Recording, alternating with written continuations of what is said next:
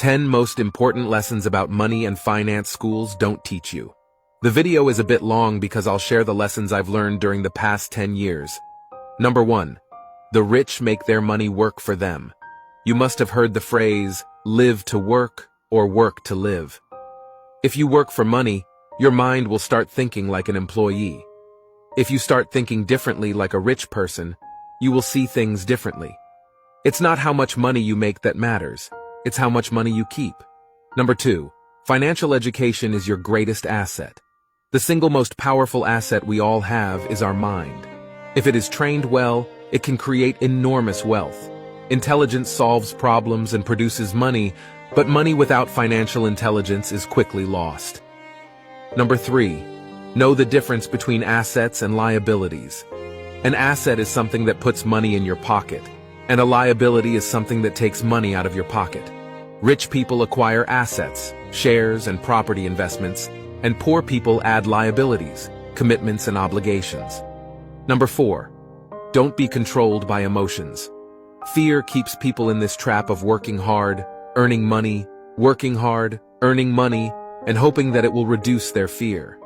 They're scared of investing or taking a leap of faith and opening up a business.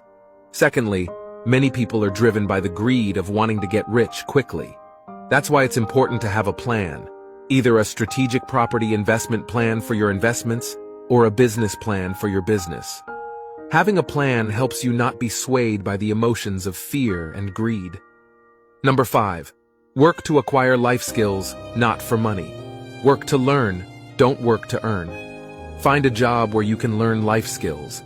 Learning can make you much more knowledgeable and can provide you with unique skills to improve your professional situation.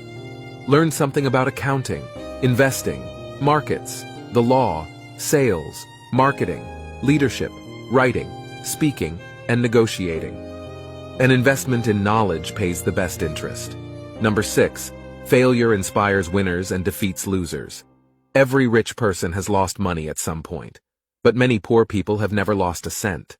Interestingly, just like the poor, the rich also have a fear of losing money, but the main difference between the rich and the poor is how they manage fear.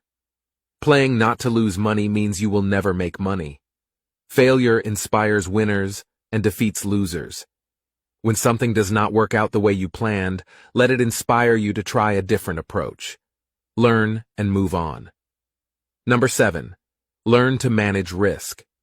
Investment is not risky. Not knowing the investment is risky. If you want to reduce the risk, then increase your knowledge. Number 8.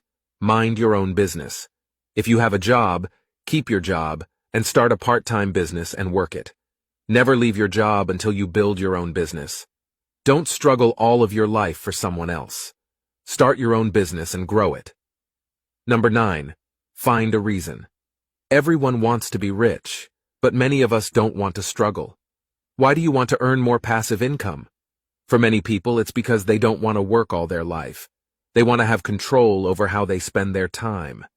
Others want to support their children financially, yet others want to give to the community or charity.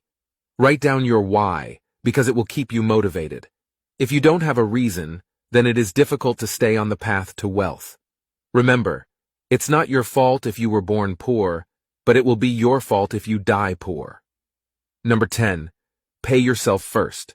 If you can't get control of your own finances, then it's difficult to get rich. If you lack financial discipline, then it is impossible to become rich. So pay yourself first. Each month, first invest a certain amount of money into income-generating assets before you pay your bills. Use this pressure to pay to inspire you to come up with innovative ways to get enough money to pay the bills before the bill collector comes knocking at your door. This is a difficult but very important principle. Always pay your bills. Just pay yourself first, not last. If you pay yourself last, you would feel no pressure, but you would probably not come up with new sources of income either. Of course, this is exactly what the taxman does. He takes money out of your pay packet each week before you receive it, knowing that if he doesn't do that, it will be very hard to get the money from you at the end of the year. The last question to end the video. If I stopped working today, how long could I survive?